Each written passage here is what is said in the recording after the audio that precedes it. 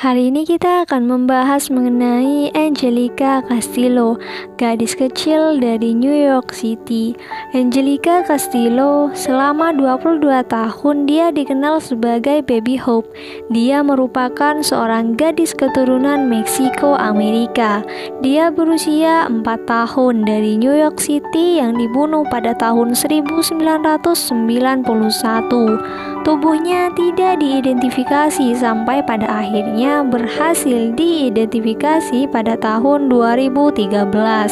Kasus ini mendapat perhatian nasional karena dengan usianya yang sangat belia dan cara kematiannya yang tragis.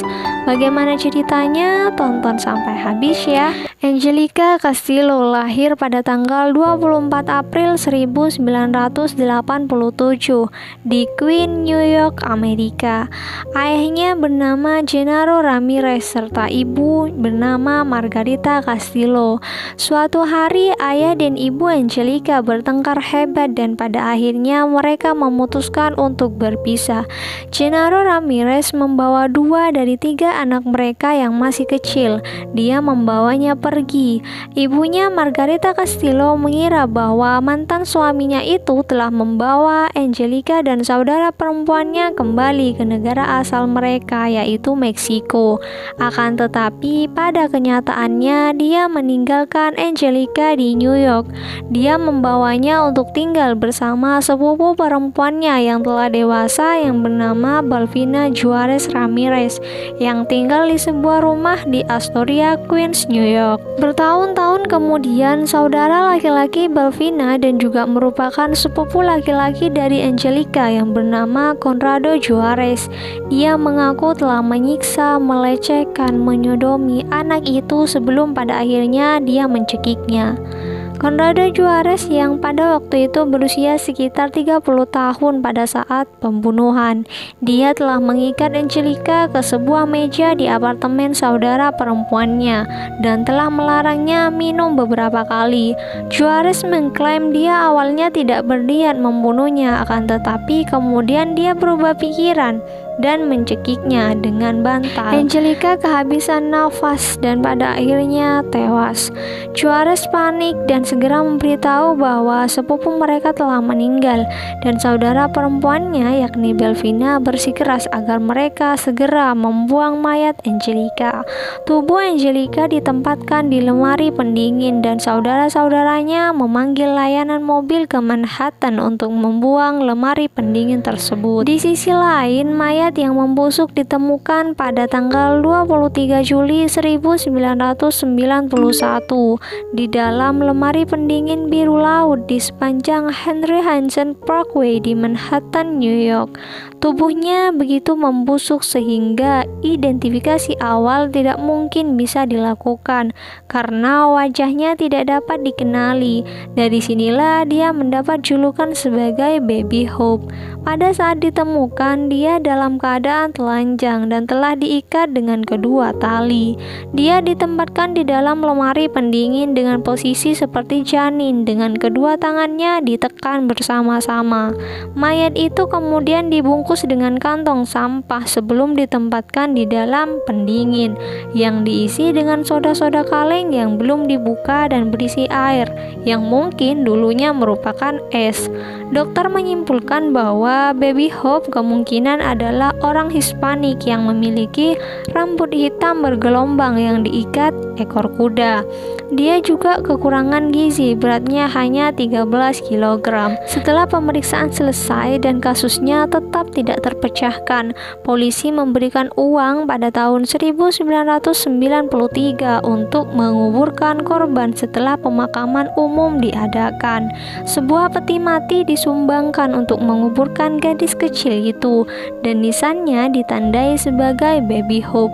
Salah satu petugas yang mengusut kasus tersebut memberikan sambutan yang dihadiri oleh 200 orang. Setelah Baby Hope dimakamkan, seorang saksi mengatakan kepada pihak berwenang bahwa dia telah melihat seorang pria dan wanita Hispanik membawa pendingin di lokasi di mana mayat itu ditemukan. Sebelum penemuan, sekitar waktu gadis itu diperkirakan telah dibunuh. Beberapa bulan kemudian, pada musim gugur 1991, beberapa gambar subjektif dari seorang anak telanjang ditemukan di New Jersey yang diyakini beberapa orang sebagai Baby Hope karena gadis dalam foto-foto itu cocok dengan deskripsi polisi tentang Baby Hope. Setelah bertahun-tahun lamanya, tubuh Baby Hope digali kembali pada tahun 2016 dan digali lagi pada tahun 2011 untuk mendapatkan informasi DNA. Pihak berwenang membuka kembali kasus tersebut pada tahun 2013 dan meminta informasi dari publik. Tip yang memecahkan kasus ini datang dari seorang wanita anonim yang mengatakan kepada pihak berwenang bahwa dia telah mendengar percakapan 2 tahun sebelumnya antara seorang ibu dan orang lain dengan mengenai hilangnya putrinya. Informasi inilah yang mengarahkan pada penyelidikan ke Margareta Castillo, dan perbandingan DNA menegaskan bahwa ternyata dia adalah ibu dari Baby Hope yang pada saat itu dapat diidentifikasi sebagai Angelica Castillo karena DNA mereka 99% cocok. Setelah penyelidikan mengidentifikasi Angelica dan keluarganya, upaya lebih lanjut mengarahkan mereka ke nama sepupu dari pihak ayahnya, Conrado Juarez, yang berusia sekitar 52 tahun pada tahun 2013, dan saudara perempuannya yang sekarang telah meninggal yaitu Balvina Juarez Ramirez. Conrado Juarez diinterogasi oleh detektif setelah ditemukan di tempat kerjanya. Dia bekerja sebagai pencuci piring di restoran di Manhattan. Interogasi selanjutnya mengarah pada penangkapannya atas kejahatan tersebut. Dia kemudian didakwa dengan kejahatan pembunuhan. Polisi menyatakan bahwa mereka juga menduga bahwa Angelica mungkin bukan satu-satunya korban dari Conrado Juarez. Ketika pertama kali diwawancarai oleh wartawan, Margareta Castillo menolak untuk menunjukkan wajahnya dan berbicara melalui pintu tertutup. Dia memberikan penjelasannya mengapa Angelica tidak dilaporkan hilang dan juga menggambarkan kehancuran hatinya ketika dia mengetahui nasib putrinya Angelica dan kemarahannya terhadap Juarez. Dia menjadi sasaran kritik di seluruh komunitas karena tidak melaporkan apapun tentang hilangnya Angelica. Ada beberapa alasan mengapa dia tidak melaporkan kepada polisi. Ibu Angelica, yaitu Margareta, sangat percaya bahwa Angelica berada di Meksiko dengan ayahnya dan dia juga tidak dapat berkomunikasi dalam bahasa Inggris. Margareta memang mengklaim bahwa dia dan keluarganya sempat mencari putrinya tetapi dia tidak dapat menemukannya.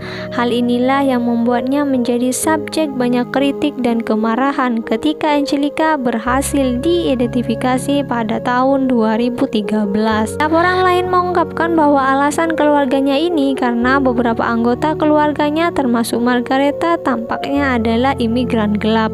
Mereka khawatir jika diketahui ada beberapa orang yang berada di negara tersebut tanpa dokumentasi selama penyelidikan, mereka akan dideportasi. Beberapa anggota dan teman keluarga Angelica tidak pernah tahu dia pernah ada. Adik Angelica yang bernama Laurencita Ramirez berbicara kepada wartawan tentang kasus tersebut. Ketika dia berusia 11 tahun, dia mengetahui tentang keberadaan Angelica dan tentang penculikannya oleh ayah mereka bertahun-tahun sebelumnya. Dia mengatakan bahwa dia tidak akrab dengan Baby Hope sampai kasus tersebut dibuka kembali dan dipublikasikan pada tahun 2013. Ketika Angelica pertama kali diidentifikasi, ayahnya Genaro Ramirez diyakini terlibat dalam kematiannya sampai Juarez mengaku. Sampai saat ini Genaro Ramirez tidak pernah ditemukan tetapi diyakini tinggal di Puebla, Meksiko dan mungkin masih tidak mengetahui apa yang terjadi pada putrinya setelah dia memberikannya kepada Balvina Juarez. Tiba-tiba setelah ditetapkan sebagai tersangka, Conrado Juarez kemudian mengklaim dan mengubah pengakuannya. Dia menceritakan kisah berbeda tentang kematian Angelica Castillo. Dia mengaku bahwa saudara perempuannya meminta bantuan setelah gadis itu meninggal karena jatuh dari tangga. Dia kemudian mengajukan pembelaan tidak bersalah ketika dia didakwa dengan pembunuhan tingkat 2. Conrado Juarez meninggal dalam tahanan polisi pada tanggal 19 November tahun 2018 karena kanker pankreas. Itulah cerita mengenai gadis kecil dari New York City. Bagaimana menurut kalian? Silakan komen di kolom komentar. Semua informasi yang disampaikan dari awal hingga akhir berdasarkan artikel-artikel yang sudah tersebar di internet. Terima kasih untuk kalian yang sudah nonton sampai habis. Jangan lupa di like, komen, serta share ke sosial media kalian. Jangan lupa di subscribe juga. Kita ketemu di konten-konten selanjutnya. Terima kasih.